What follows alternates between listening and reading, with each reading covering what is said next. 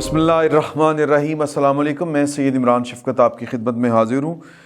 Coke Studio season 14 کا جو گانا ہے جو میڈم عابدہ پروین اور نصیب لال صاحبہ نے جو وہ اکٹھے گایا ہے، اس کی جو دھن ہے وہ چوری کی ہے.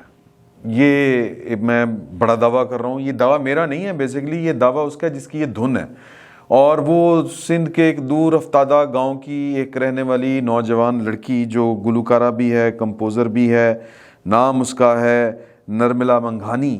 ویسے یعنی یہ جو کہہ رہے ہیں ہماری اقلیتی برادری سے ہے. میں یہ اقلیتی برادری اس لیے میں کہہ رہا ہوں کہ پاکستان میں ویسے بھی جو ٹیلنٹ کی قدر ہے یا ٹیلنٹ والے جو لوگ ہیں ان کے ساتھ ویسے ہی بڑا ہاتھ ہو جاتا ہے، یعنی عام پاکستانیوں کے ساتھ.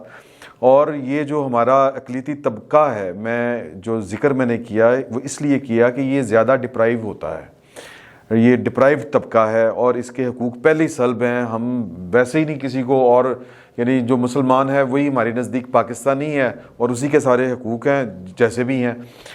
جو نیشن سٹیٹس ہوتی ہیں اس میں اس طرح نہیں ہوتا. یہ پھر لمبی بحث ہو جائے گی. لیکن میں کسی جو پاکستانی ہے وہ پاکستانی ہے، وہ کسی بھی مذہب کا ہو، وہ کسی بھی اس کے نظریات ہوں، جس کے پاس پاکستان کا شناختی کارڈ ہے، پاکستان کا ڈومیسل ہے. اور سندھیوں کا ڈومیسل ویسے بھی ویک تصور کیا جاتا ہے.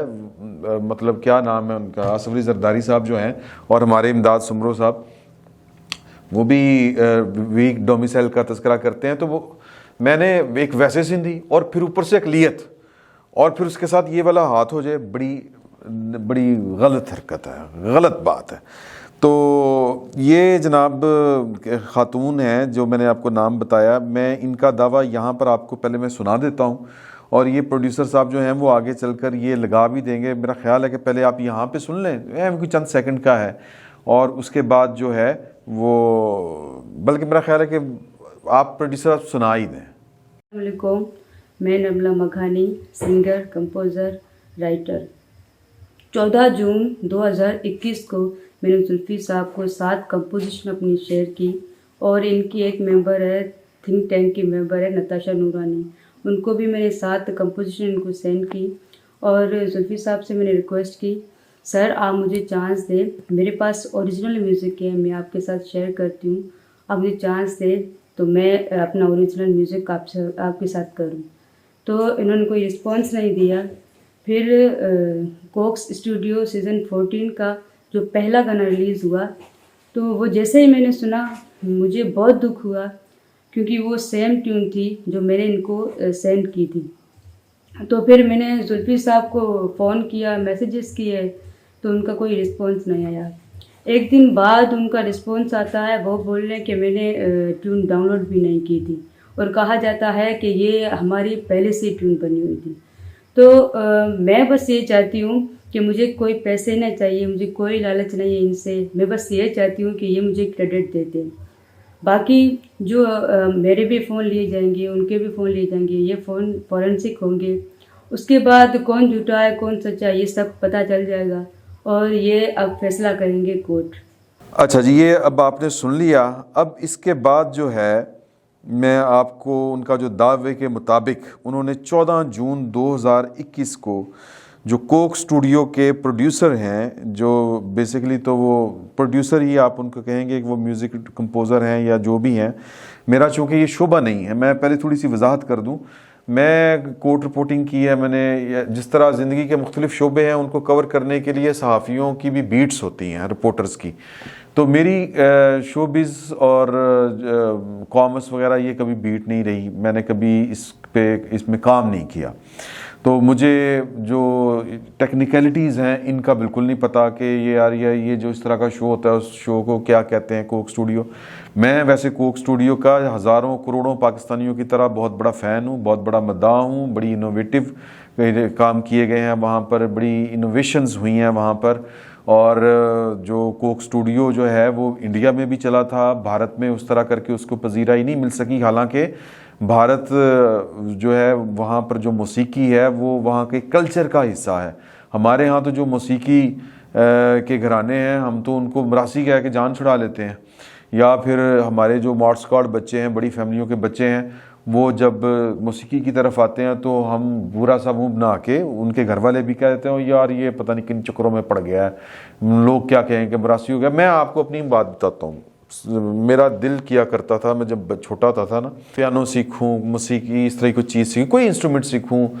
گانے چونکہ بچپن سے سنتے تھے, ٹیپ ریکارڈر ادھر ادھر, واک مین, ٹھیک ہے, تو میرا دل کرتا تھا کہ یار یہ مجھے بڑا وہ ہوتا ہے نا, انسپائر کرتی تھی یہ چیزیں. تو میں نے ایک دن نا اظہار کیا اپنی فیملی میں, تو میرے تایا بیٹھے ہوئے تھے اللہ بخشے, تو انہوں نے کہا کہ لوکی مراسیاں تو سید ہوں نے, تو سیداں تو مراسی ہو جا. اچھا میں چپ کر گیا. میں اپنی اس جو ہے خواہش کا اظہار اس ایک ہی نشست میں ایک ہی دفعہ کیا. اتفاقاً اس نشست میں میرے والد صاحب جو ہیں ابو جی وہ نہیں تھے, اللہ بخشے, اللہ ان کو غریق رحمت کرے. جب میں برسر روزگار ہو گیا, فکر معاش میں پڑ گیا, تو ایک دن بیٹھے میں نے اہمی بات کی, تو میں نے کہا کہ تو ابو نے مجھے کہا تو مینوں کیوں نہیں دسیا. میں کہا جی تو تسی کی کرنا سی, کہتے تو سکھ لینا. میں کہا وہ تائے ریت تانوں بھی کٹنا نہ مینوں بھی کٹنا سی. تو کہتے ہیں یار پھر کٹ کھا لیندے پیو پتر دوویں جنے. تو بہرحال یہ ہمارے ہاں ڈرا بیک ہے, لیکن جو کوک اسٹوڈیو انڈین ہے وہ بھی وہ پذیرائی حاصل نہیں کر پایا. میں کوک اسٹوڈیو کو ڈیفیم نہیں کرنا چاہ رہا, میں یہ آپ سے گزارش کروں, لیکن کچھ ہوتی ہیں صحافتی مجبوریاں. صحافی کو ایک چل ہوتی ہے, صحافی کی نا ایک نفسیات ہوتی ہے کہ اس کے ہاتھ کوئی خبر لگ جائے یا اس کو پتہ چل جائے یہ سوسائٹی کے اندر کوئی زیادتی ہو رہی ہے, اس کو ہائی لائٹ ہونا چاہیے. جب تک وہ اس کو ہائی لائٹ نہیں کر لے گا اس کوئی چل ختم نہیں ہوگی, اس کو سکون نہیں آئے گا. یہ جو رپورٹر کی, ایڈیٹر کی جو ٹسل ہوتی ہے وہ اس لیے ہوتی ہے, رپورٹر کے اپنے معیارات ہوتے ہیں. وہ کہتا ہے کہ اس سے بڑی خبر کوئی نہیں, اور جو وہ خبر سمجھتا ہے وہ خبر کہتا ہے کہ وہ اخبار میں چھپنی چاہیے, لوگوں تک پہنچنی چاہیے, ریڈیو پہ چلنی چاہیے, ٹی وی پہ آنی چاہیے, اور اس کا ڈنکا بجنا چاہیے, لوگوں کو پتہ چلے کہ ان کے ساتھ کیا ہو رہا ہے.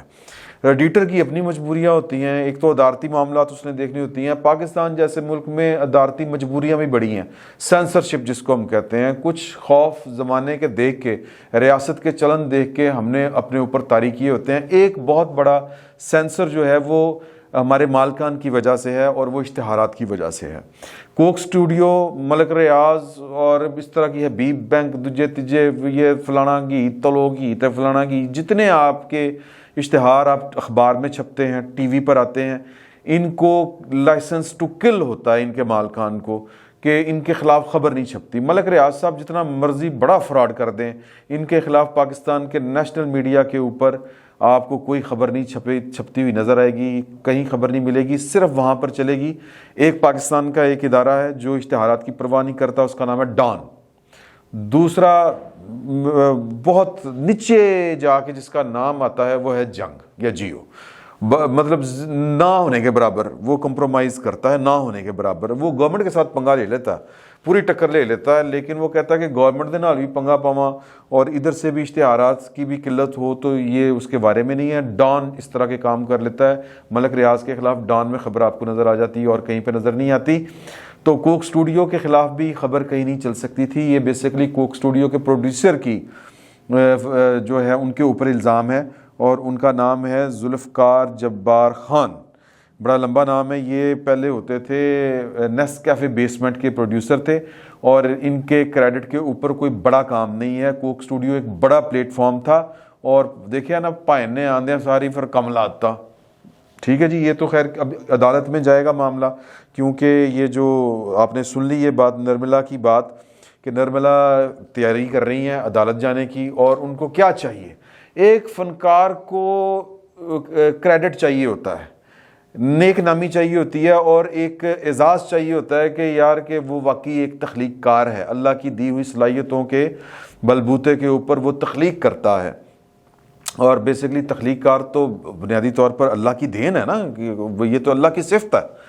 تو اب کسی کو مطلب اللہ کو سب سے بڑا پرابلم کیا ہے, نعوذ باللہ من ذالک, کہ جی کہ اس کا کسی کو شریک کیوں کوئی ٹھہرائے, جب کیا خالق وہ ہے, تخلیق ہر چیز جو اس نے کی ہے, تو پھر اس کا شریک کیوں کوئی ہو. تو شرک سب سے بڑا جرم بھی ہے اور گناہ بھی ہے. تو اسی طرح یہ اللہ کا نائب ہے بندہ جو ہے, تو وہ جب اس کی تخلیقی صلاحیتوں کے اوپر جب کوئی ڈاکہ پڑتا ہے, کوئی شرک ٹھہرایا جاتا ہے, یا پھر اس کی تخلیق کو مانا نہیں جاتا, تو پھر وہ جناب وہ اس کو بڑی پرابلم ہوتی ہے، اور اس سے بڑی تکلیف اور کوئی ہوتی نہیں ہے. یہ تخلیق کار ہی جانتے ہیں کہ کسی کا شعر جو ہے وہ آپ اپنے کھاتے میں ڈال لیں، شاعر فوت ہو جائے گا بیچارہ. تو پیسے سے ان کو پرواہ نہیں ہوتی، اور یہ فنکار لوگ ہوتے ہیں، اور ان کو بس سراہا جانا، چاہا جانا، یہی 2-3 حسرتیں ہوتی ہیں، اور آپ وہ بھی حق ان سے چھین لیں تو بڑی زیادتی والی بات ہوتی ہے. الطاف راجہ مجھے یاد آ رہے ہیں، رحیم شاہ نے ایک گانے کی دھن دی تھی کہ پہلے تو کبھی کبھی غم تھا، تو پائے نے چوری کر لی. ویسے دھنیں تو وہ اب یہ اگلے بندے کی شرم لحاظ کے اوپر ہوتا ہے، ورنہ تو انڈین موسیقاروں کی دھنیں چوری کرتے ہیں اور سینہ تان کے چوری کرتے ہیں، اور پاکستانیوں کی دھنیں انڈین چوری کرتے ہیں، سینہ تان کے چوری کرتے ہیں. انڈیا میں چونکہ زیادہ تخلیقی کام ہوتا ہے، زیادہ وہ مقدار میں ہوتا ہے، حجم زیادہ ہوتا ہے، پاکستان میں ذرا کم ہوتا ہے. ہمارے نصرت فتح علی خان صاحب کی کون سی ایسی دھن ہے، یہ بھی آنکھ اٹھی محبت نے لی انگڑائی، وہ جو ہے یہ نصرت صاحب 40 سال پہلے گا گئے تھے، بلکہ 50 سال پہلے. تو اب انڈین میں وہ اس کو ری مکس ہو رہا ہے، وہ دھنیں بن رہی ہیں، تھوڑی سی شاعری چینج ہو رہی ہے، تو جناب وہ اپنے واہ واہ جے کار ہو رہی ہے. وہ ندیم شرون صاحب نے کوئی ایک دن چوری کی پاکستانیوں کی. لیکن معاملہ یہ ہے کہ یار کہ ایک ہی گھر میں رہتے ہوئے جب اس طرح کے پرابلم ہو تو پھر بڑی وہ نموشی سی ہوتی ہے، اور پھر ان کو پتہ ہوتا ہے کہ یار ہاں جی یہ، اور پوری دنیا کو پتہ ہوتا ہے کہ یار یہ پاکستان نے فلاں دور میں یا انڈیا نے فلاں دور میں یہ کیا تھا، اس سے 10 سال بعد یہ انہوں نے ایک نئی فلم بنائی ہے، اس میں وہ والی دھن جو ہے اس پر وہ گانے بنا دیے ہیں. لیکن یہاں پر معاملہ نرملا کے ساتھ یہ ہے کہ نرملا کو تو ابھی کوئی جانتا ہی نہیں ہے، ابھی تو اس کو جاننا ہے لوگوں نے.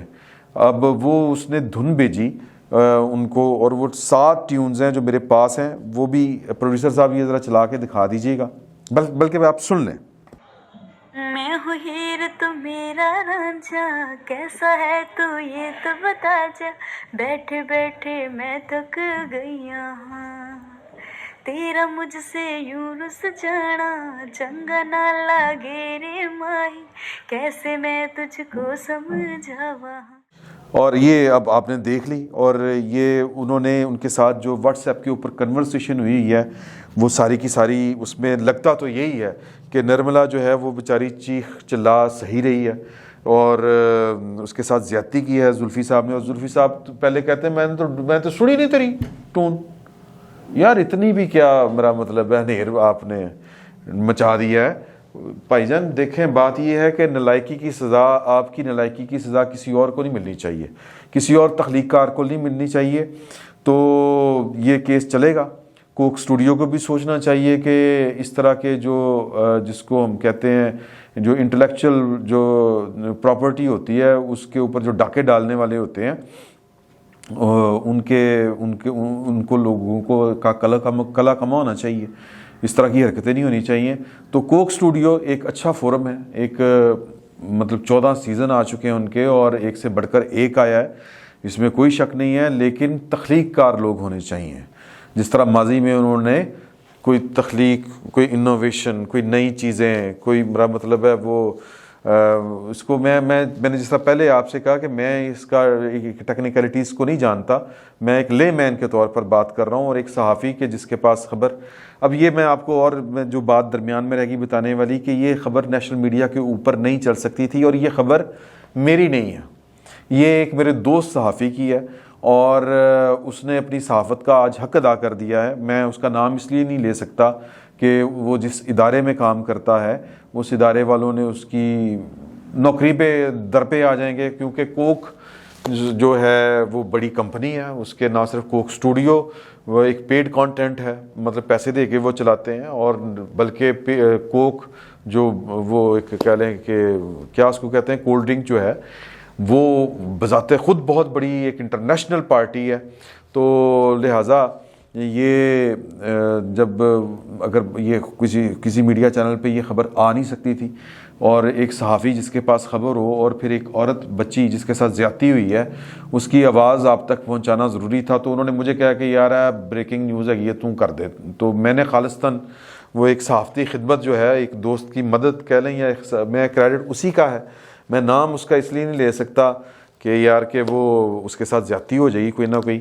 تو نوکری جا سکتی ہے اس کی، یا کوئی 100 مسائل ہو سکتے ہیں. یہ اشتہاری پارٹیاں بڑی خوفناک ہوتی ہیں. میں آپ کو ایک بات بتاؤں، یہ جان کو آ جاتی ہیں لوگوں کی. یہ جو صحافت کے اسرار و رموز ہے نا پیچھے، کہ دیوار کے پیچھے کیا ہوتا ہے، کیمرے کے پیچھے کیا ہوتا ہے، آپ کے ہاتھ میں جو اخبار ہوتا ہے وہ آپ تک پہنچتے ہوئے لوگ کن کن عذابوں سے گزرے ہیں یہ آپ کو اندازہ نہیں ہوتا. تو یہ انہی عذابوں کا ایک قصہ تھا، حصہ تھا جو آپ تک پہنچا دیا. نرملا منگانی، وہ ان کا دعویٰ ہے اور وہ عدالت میں بھی جائیں گی. کوک اسٹوڈیو کو اب اس کے اوپر تھوڑی سی کچھ میرا خیال ہے کہ ریویو کرنا چاہیے. اگر اس کا مطالبہ ہے کہ یار کہ مجھے کوئی پیسہ نہیں چاہیے، کوئی چیز نہیں چاہیے، کریڈٹ چاہیے، تو میرا خیال ہے کہ دل بڑا کرنا چاہیے. جو جبار صاحب ہیں، زلفی صاحب، یہ عرف عام میں ان کو زلفی کہا جاتا ہے، ذوالفقار جبار خان ان کا نام ہے، اور نتاشا نورانی بھی ہیں، ان کو بھی انہوں نے بھیجا تھا اپنا یہ والے جو آڈیو کلپس ہیں، آڈیو نوٹس جو ہیں یہ بھیجے تھے. تو ان کو میرا خیال ہے کہ وہ فرازنگ کروا لیں موبائلز کا، دیکھ لیں، تو ان کو یہ کریڈٹ جانا چاہیے. ان کی یہ کمپوزیشن جو ہے یہ نرملا کی، یہ ایک نہ پانا تو بس ایڈ کرنا ہے، اور اس کی معافی بھی مانگنی چاہیے. کوک اسٹوڈیو کو اس کی معافی بھی مانگنی چاہیے کہ ان کے ایک اہلکار سے، ان کے ایک کارکن سے ایک جو کہہ لیں کہ بددیانتی ہوئی ہے، اور وہ بددیانتی کا خمیازہ یہی ہے کہ جو ڈیو کریڈٹ ہے اس کے کمپوزر کا، نرملا منگانی کا، اس کو کریڈٹ بھی دیں اور معافی بھی مانگیں. فی الوقت اتنا ہی. بہت بہت شکریہ.